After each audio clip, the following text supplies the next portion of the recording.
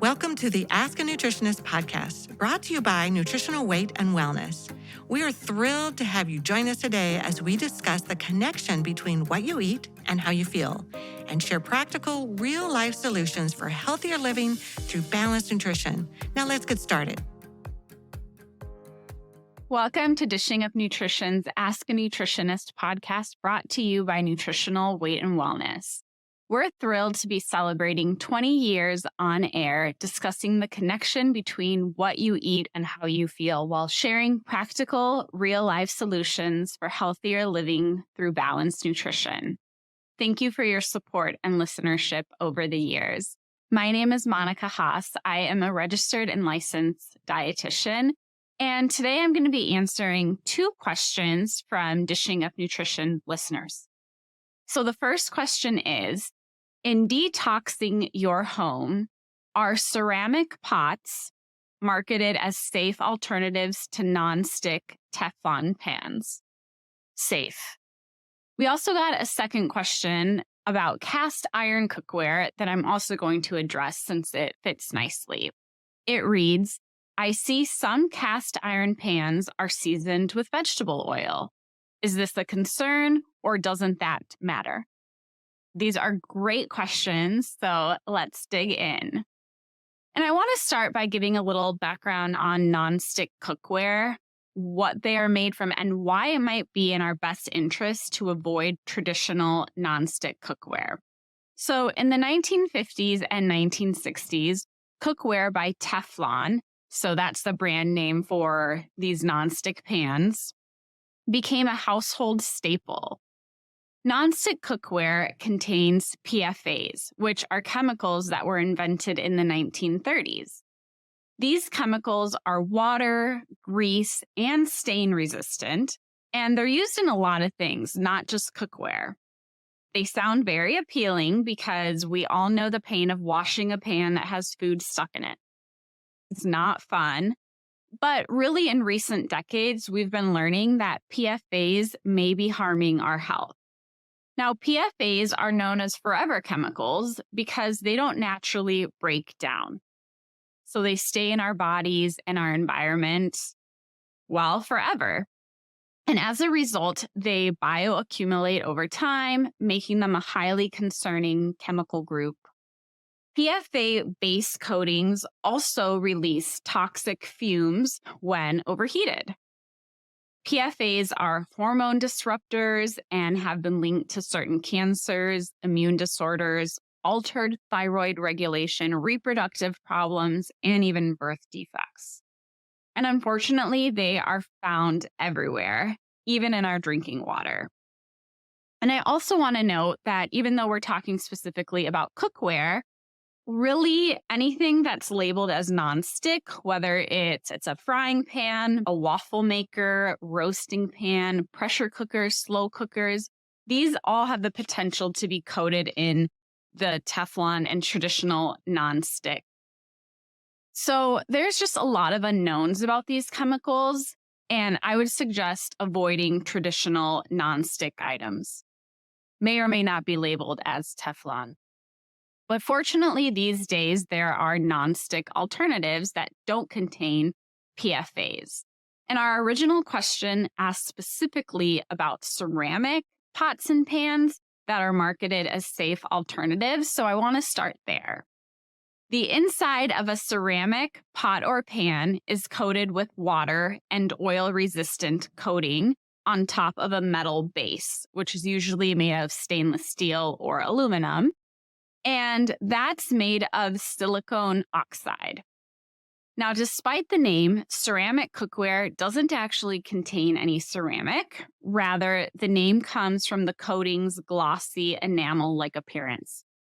Ceramic cookware is often marketed as a safer, more sustainable alternative to regular nonstick cookware, and one that can safely be used at much higher temperatures without starting to break down. Now, here's where it gets tricky because ceramic pans, they claim to be non-toxic and safe because they don't have PFAs, heavy metals, polymers, coatings, and dyes. However, it is hard to find a lot of information on what is actually in the coating. And some suspicion has been raised in recent years. So I would really encourage you to do research on each individual company and the quality and safety of their products. A few of the popular ceramic pan companies have recently disclosed the use of nanoparticles in their coatings. The use of nanoparticles is common but not well studied. However, some titanium dioxide nanoparticles have been linked to precancerous gut lesions as well as immune disruption. There are also two other considerations to take into account. One, the coating on a ceramic pot or pan tends to be more delicate, so it's going to be more susceptible to scratches and other forms of wear and tear. So if you do see any damage to the coating, I would stop using it. And the second consideration is that even though many ceramic pans are marketed as safe for high heat cooking, we know that sustained high heat can cause the ceramic coating to break down more quickly. So I really wouldn't recommend using ceramic cookware for high heat or searing. And in full disclosure, I have ceramic cookware at home, but really in researching for this episode, I think I'm going to choose ceramic cookware when I really need something to be nonstick, like for making eggs. But we just don't know enough information about what is in this cookware. So going forward, I'm going to limit my use. Thankfully, ceramic cookware isn't the only alternative. Stainless steel is highly regarded as safe because it is generally not reactive with foods. So this is great to use for that high heat cooking and searing. However, you do want to be careful because sometimes they have aluminum or copper coatings on the bottom to improve heat transfer. So any damage, again, to the cooking surface could increase risk of the heavy metals leaching into your food. Now, stainless steel is pretty sturdy, but again, if you see damage, you should stop using your pan. And here's a little tip. To make stainless steel nonstick, you want to preheat it at a low to medium heat for several minutes. So just be patient. And then you're going to want to use a good amount of butter or avocado oil, coconut oil once the pan is hot. This will make it nonstick. But there is a learning curve to figuring out stainless steel cookware. But once you do, they are amazing and a favorite among a lot of cooking professionals and home cooks. So stainless steel would be a great alternative. Another option is tempered glass. This is produced for high temperature cooking as well and is very safe and non-toxic. However, glass can shatter, so you really have to be careful and follow the product recommendations if you're going to go this route. One other option is cast iron. So these are very durable pans that can go from stovetop to oven. And these are wonderful for creating that nice crust, for searing, browning meat, and cooking bacon. Now, they do take a little special care and attention, and generally you don't want to cook anything acidic in it like tomato sauce. Now, cast iron will be naturally nonstick if, again, you use lower heat and plenty of avocado coconut oil. Now, cast iron retains heat very well, so if you heat it too high, food will actually stick.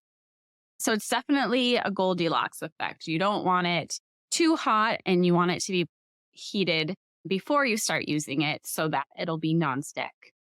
Again, there's a learning curve, and you need to be patient.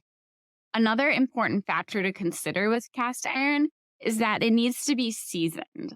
So when oil or fats are heated in cast iron at a high enough temperature, they will change from a wet liquid into a slick, hardened surface through a process called polymerization. This reaction creates a layer of seasoning that is molecularly bonded to the iron. Okay, so that's a lot of science, but without this layer of carbonized oil, the iron cookware could corrode and rust due to the oxygen and moisture in the air and in our cooking. So this brings us to the second question about cast iron pans being seasoned with refined oils like vegetable oil. And I think what this listener may be asking is that a lot of times when you buy a cast iron pan, most of them are pre-seasoned with a vegetable oil. If you are a regular listener, then you know we recommend avoiding refined oils. And in doing research for this episode, I found that it might not be a big concern because the oil gets polymerized and then it hardens into that coating on the cast iron. So the oil is not actually leaking into your food. So you're probably okay buying the pre-seasoned pan. And then when it comes to the upkeep of it, you can use coconut oil or avocado oil to season your cast iron pan going forward. But of course, you could also find a brand that doesn't pre-season the pans and then just do your own seasoning. Okay, that was a lot of information to cover. So I just want to summarize. It's probably best to use stainless steel or cast iron pans for the majority of your cooking since these seem to be the safest. Ceramic pans are more of like an occasional use, like for eggs, since again, we really don't know enough about the materials used. I would avoid anything that is traditional nonstick, Teflon-like material. And I hope the information in today's show will help guide you in making the best decisions in choosing cookware for your family. Thanks for listening to Dishing Up Nutrition's Ask a Nutritionist. If you have a nutrition question that you would like us to answer, we invite you to join our Facebook community called Dishing Up Nutrition. Have a great day.